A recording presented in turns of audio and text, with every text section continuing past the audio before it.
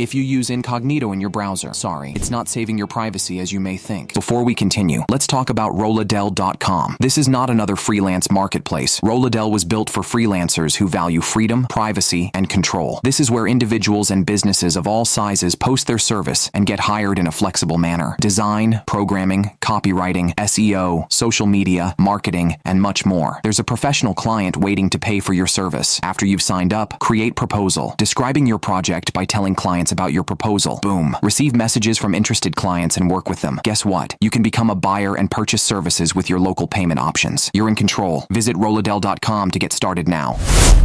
So what does it do? It can hide what you did locally, hide cookies, or let's use YouTube for example, without logging in. But your ISP or YouTube will still know that you entered it. Your browsers save details like your processor type, operating system, browser version, screen resolution, and even installed fonts to identify your device when you visit a website. This combination of information creates a unique profile, known as a digital fingerprint, that websites can use to recognize you later, even if you delete cookies. This helps with things like preventing fraud, personalizing ads, and improving user experience. But it also raises privacy concerns, since it allows websites to track you across the internet without your explicit consent. Now you could ask, how can I save my privacy then? Well, here and I will tell you. First, use a VPN like Gadfly Voice VPN. I will drop the link in the details. Use promo code POLICY to get 20% off. Also, browsers like Brave or Tor are designed to block trackers and prevent websites from collecting detailed information about your device. In Firefox, you have the choice to block fingerprints by randomizing or hiding certain details about your device, and you better avoid all and just be normal. I mean, be free. Don't be anonymous. Also, you can see your history easily in the command prompt and delete it. It's explained in a lot of other videos. Subscribe for more.